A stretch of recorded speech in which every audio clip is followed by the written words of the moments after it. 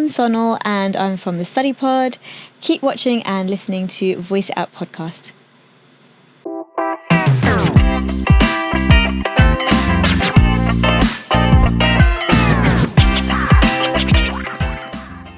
Hi, it's Amrita and I'm back with another interesting episode of the Voice It Out podcast, even if I do say so myself.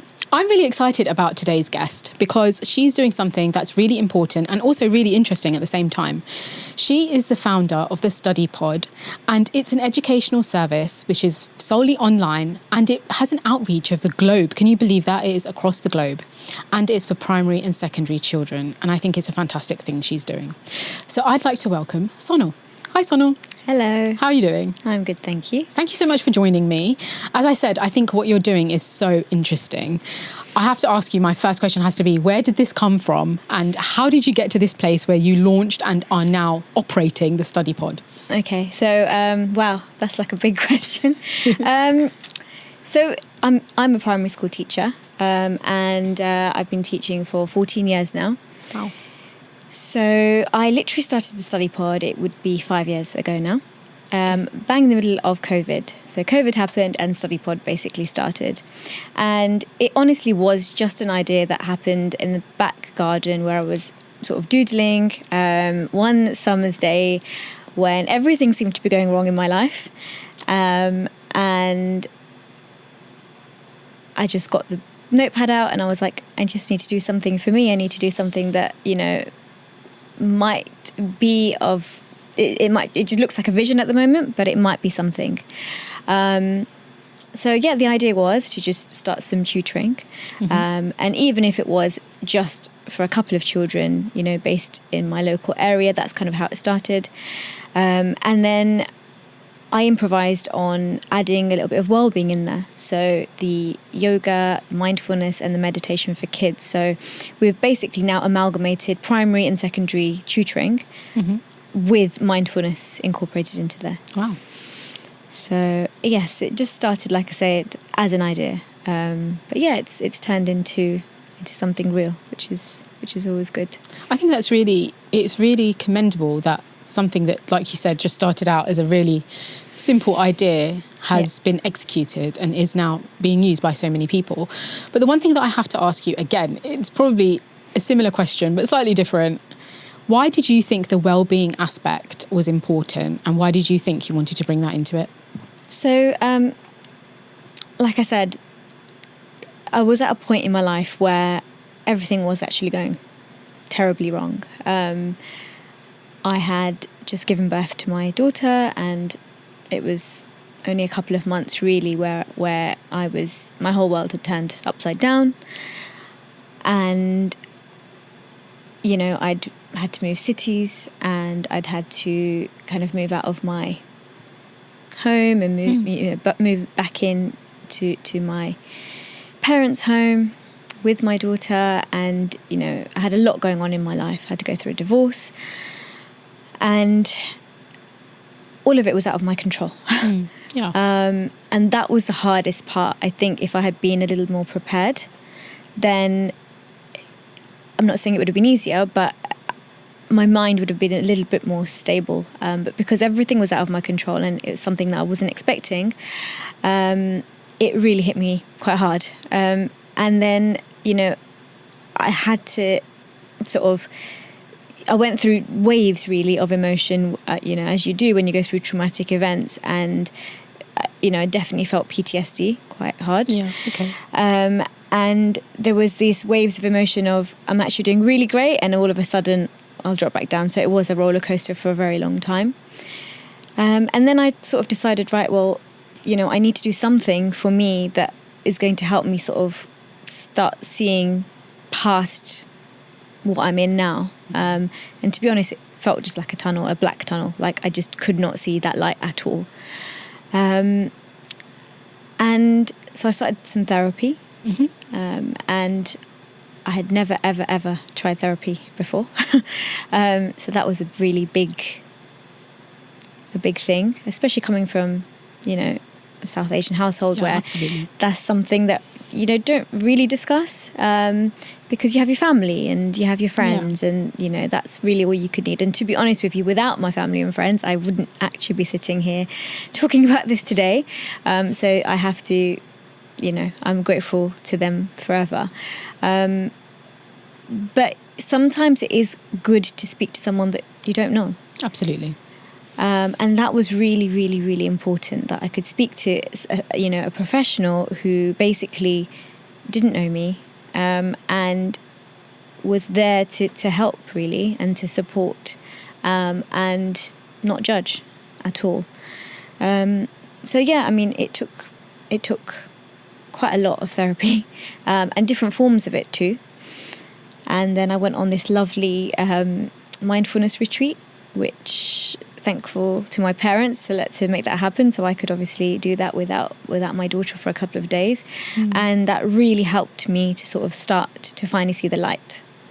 And in all of this, your question, I think, was about why it's incorporated into my business. And really it's because, why are we not teaching our children sort of to start learning about, even if it's a simple 5-second breathing technique, or somewhere that they can feel a safe space, and they can create their own safe space of how to deal with difficult situations. Because I had to be 30 to realize that there is, how do I cope, basically, when things have gone wrong. So my ethos is, well, we shouldn't wait for things to go wrong.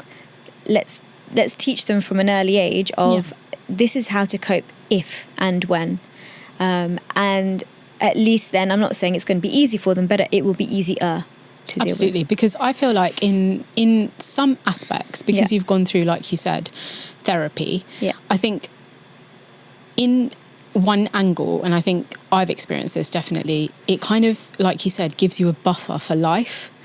Like whatever happens, you can find your way to protect yourself from it, or deal with it, or cope, as you've just said. And I think in this day and age, it's really important for children to have that, because I think some of us who are older would probably have not known social media, and children have got the added kind of, in inverted commas, stress of looking at people on social media, the comparisons and all the rest of it. So I think it is really important to have well-being at an early age, and it's really refreshing to hear that what you're doing actually incorporates that. What do you feel like, since you've started and since you've kind of done this 5-year journey? Wow, congratulations on 5 years. Thank by the you. way. I can't believe it has been 5 years, to be honest. I feel like COVID has just erased in my mind. How can it have been 5 years ago? I think we've almost forgotten like COVID even existed, exactly. actually. But I wanted to ask you, what has been the most rewarding thing from having that kind of business and doing something different? What's been the most rewarding thing for you?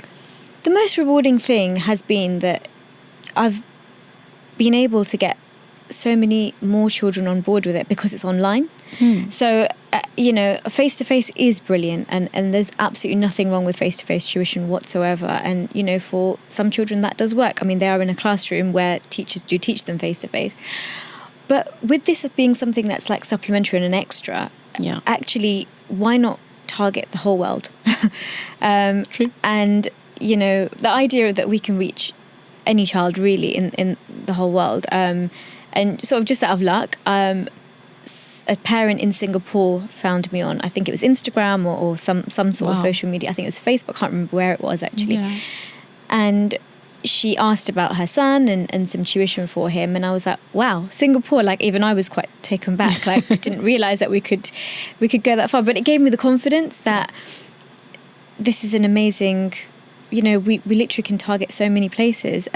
And we're not just offering tuition. That's the thing. We're the tuition that we're giving is not just workbook based, or like, right, here are 10 questions or 20 questions, or as I remember being told, like 20 sums, go and do them. I remember that.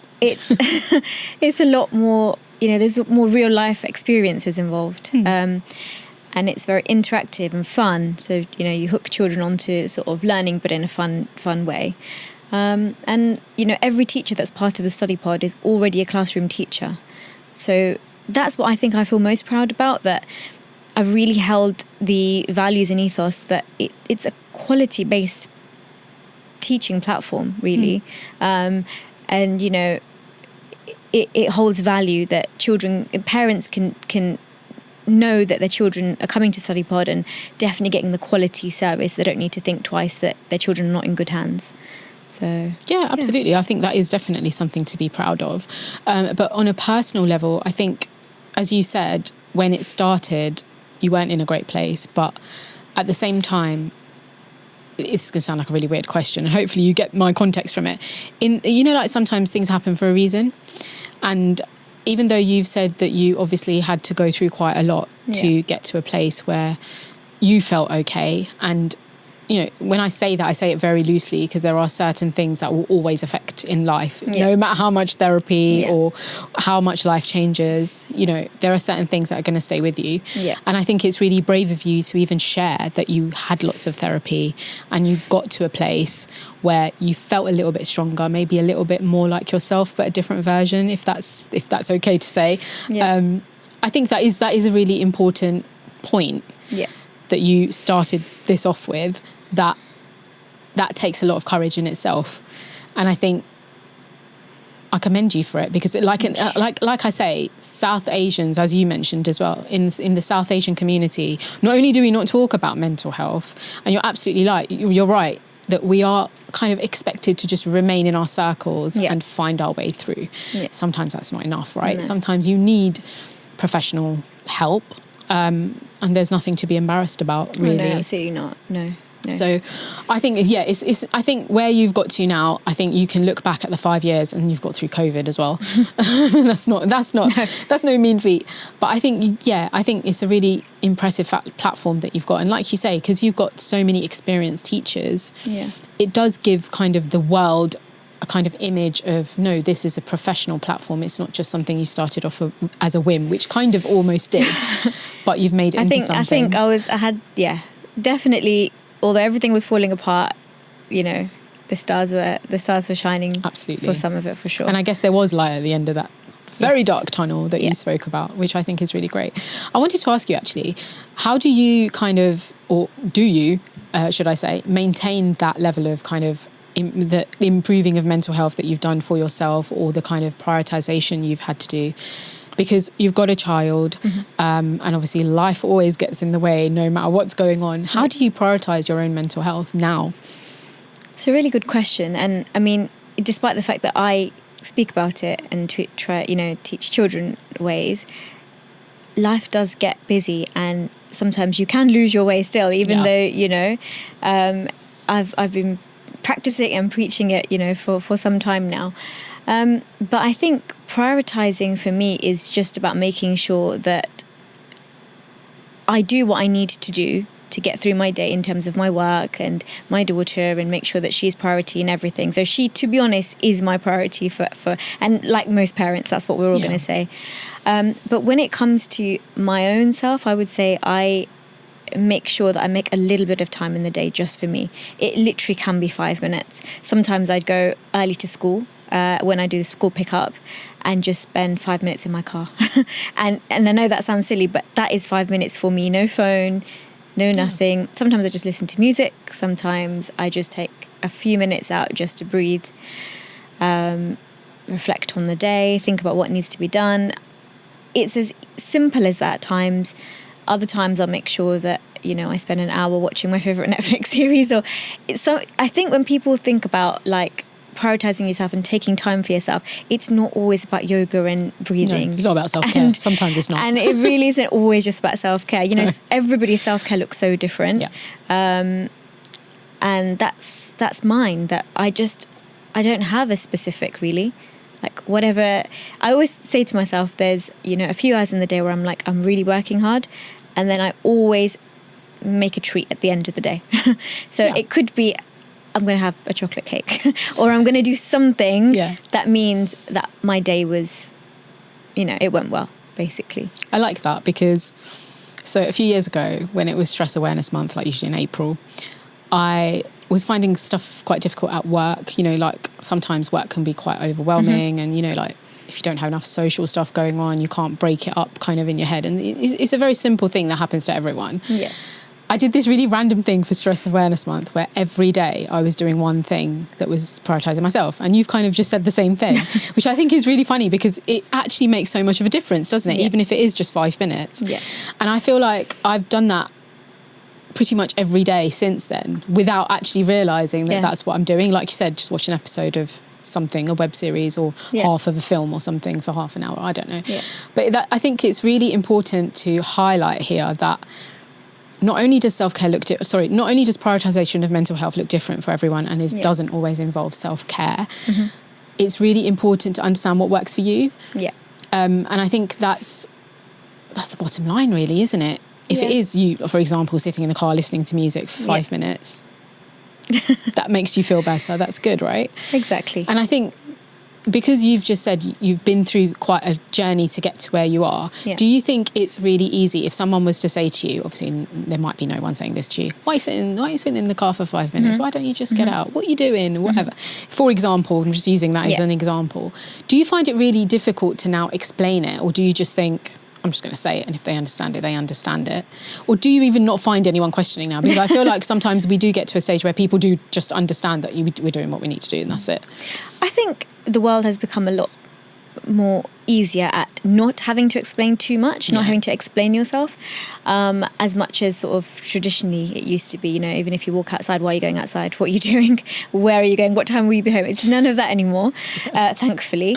So I feel like we're probably in a space now in time where we've moved away from that. But occasionally, you know, you might be asked why or what. And I think for me, it's just about politely saying, because I want to. Precisely that. You know, and that's it. I think so. Too much justification of every single thing that we do in life is really no good for our mental health. So true. Just have to, like you said, you just have to prioritise your own self, and it doesn't really matter to anyone else. And sometimes, you know, when you flip it on, the other person probably just doesn't understand because they may not have understood. You know, they may be they might be much older, and really for them this is just very new. So it might just be an inquisitive question, but you know, I think it is just about saying, yeah, because I want to, and because it's good for me. And nobody should be able to argue with that. No, exactly. No. I was going to ask you, so obviously the Study Pod essentially is an educational platform, but it is a business. So you are a businesswoman, and I wanted to ask you, in this day and age, being a South Asian businesswoman, do you find certain things, or maybe certain things you didn't think previously, do you find there are challenges now that you probably didn't think about before, or do you think things are really easy in one aspect that you thought would be really hard? Well, that's a good question. To be honest, I think I've been extremely lucky with my journey. I mean, maybe because I always see myself as teacher first. I don't think I've quite really... I like the hat of businesswoman, but I quickly take it off. Because for me, I'm like, I'm still that's what I do best. Yeah, like that's your vocation, right? Yeah, that's kind of where my base will always be. I might, you know, have another 100 or 1,000 students or whatever students on board, but I think I'd find it very difficult to just stop completely teaching and not do what I love to do. But like I said, going back to your question about have I found any challenges really being from the South Asian community and then kind of running business, not really. And you may find that like, wow, that's an interesting, you know, because I know lots of people have, but it seems to me that what I'm doing is more of a benefit to people than anything. So they almost don't see me in you know, any sort of negative light as such. It's more a case of, wow, that's a really interesting business, and actually my child, doesn't matter where they've come from or, you know, whatever part of the world, or they're going to benefit from this. And you will get some people that will always want a traditional method of some form of tutoring, which is absolutely fine. And maybe we're not the right place for them, but overall I can't lie, I've had a really, really excellent kind of taste of being, you know, a business. I hope I don't jinx that now, but no, hope not. But it's been great. It's been really, really great. I've been very welcomed by by lots and lots of people. So that is actually really refreshing to hear. Not that I expected you to say that there's really horrible challenges to having a business today as a South Asian, but only because I feel like, because you're in such a unique kind of place with what you do, I just felt like there might have been some challenges to, maybe when you first started, I guess that's what I expected. I would say in terms of challenges, I mean, yes, of course, I've definitely faced challenges when starting the business, you know, like the general kind of setup of it and how will it work, and all those teething issues that you have at the beginning of any business. And also, you know, it's the belief that, will people come to, and will this be sustainable? You know, it might run for a year or so, but then will that be it? So that's the challenges I face in terms of like getting people on board and trying to, but I think for something that I'm doing, word of mouth is the best way to go about this. You can market and advertise all you like, but to be honest, children are your best form of advertisement, because they are the ones that say, I love this, and they're going to tell their friends and their parents, etc. And children are very honest. If they do not like something, they are very quick to say, I'm not doing that again. So I think that's where, if you get honest reviews, especially from children, you know, you're more likely to believe it as a parent, really. So yeah, that's so true. I was going to ask actually, because as we just kind of said, the study pod is a business. So how have you found the social media? Because I feel like when I look at your social media, I feel like, oh my God, you're doing things really refreshingly. But at the same time, I don't know how you're coming up with the idea. Because I feel like we struggle. Well, I definitely struggle coming up with newness all the time to like, you know, just get people to kind of think, oh, this is a different way of looking at it, or oh, that's fun, or, you know, did you get what I mean? But because you are targeting kids, but obviously not all kids are on social media. How did that work for you, and how does it work for you when you need to get your kind of ideas, I guess, across, if that's the right word? So I can't take the credit for this one, but I'm going to give credit to someone who definitely deserves it. So at the start, I was doing my social media platform and running, you know, a few Facebook groups and things. But as you know, work and social media are tough. I was going to say almost impossible, basically, unless you have that creative flair and, you know, you're really, really into it, which, to be honest with you, I'm not. So that wasn't for me. But I did find an amazing platform for a social media sort of content creator and marketeer, and they're from ALB Consults. So the main girl that runs it is Ange, and she is phenomenal. So she has helped create so many amazing ideas for me. So all those things that you see on my Instagram, that is not me with all those ideas. That's her. And she does get me out of my comfort zone for sure. So at the beginning, I was really scared. I was like, wow, I've got a tripod and a light. That was a big deal for me. But now I'm like, I'm getting there, you know, and yeah, she's really taken me out of the comfort zone. She's kind of given me lots and lots and lots of ideas. And more than anything, what I found in social media is that, you know, you can talk about maths and English all you like, but really you want to get people talking with the creativity. And I think she's done that very, very well. So yeah, all credit to her. I think I follow this person on social media, and she is actually really good. She's a fabulous content creator. She is really I think she's one of the first content creators I actually started following all those years ago. So yeah, check her out. Definitely check her out. If you can, on Instagram, definitely check her out. Definitely.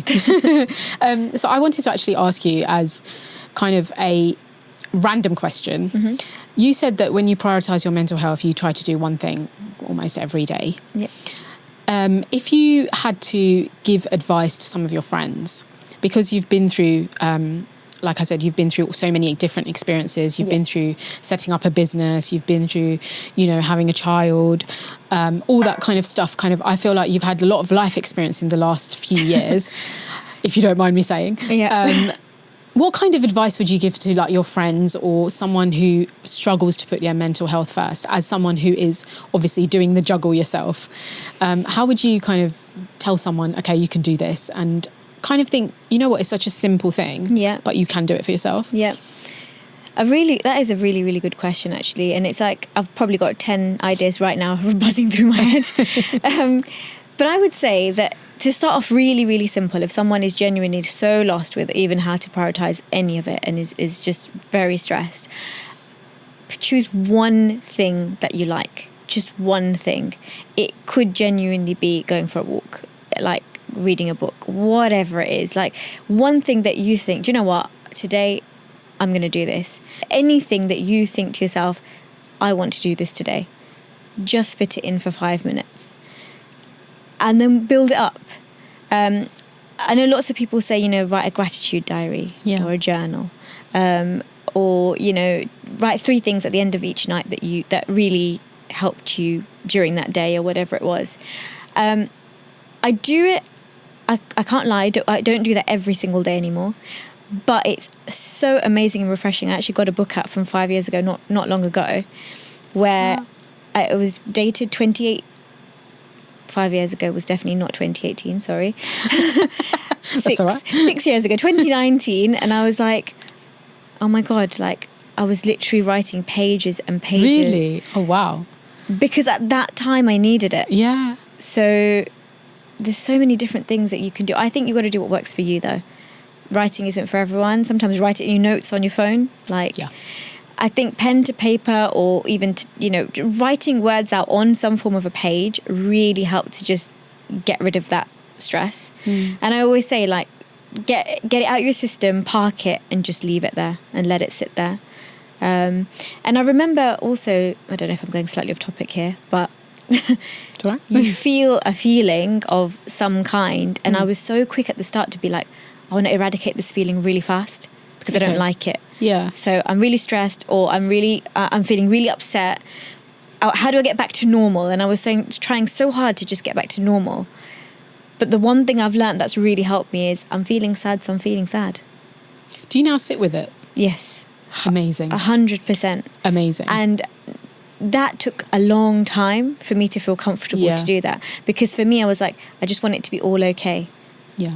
So then you almost top layer it, but actually it comes back, it bubbles up to, the surface again. So I'm so glad you've said that, because we've had so many guests, like on the professional level, like mental health related coaches, who have said exactly that.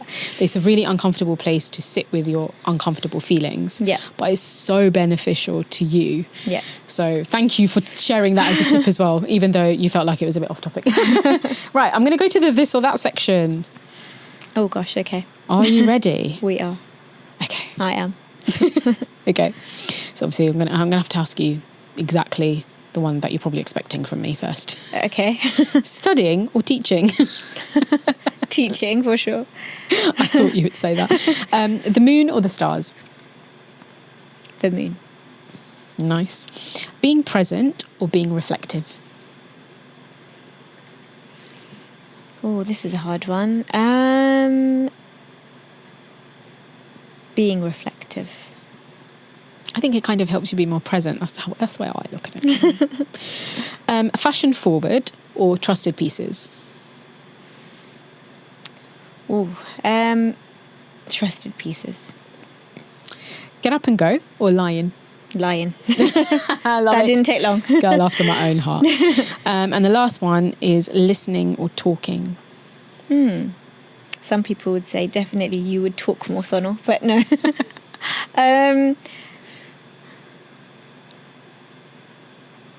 Probably talking. I mean, it's in the profession, isn't it?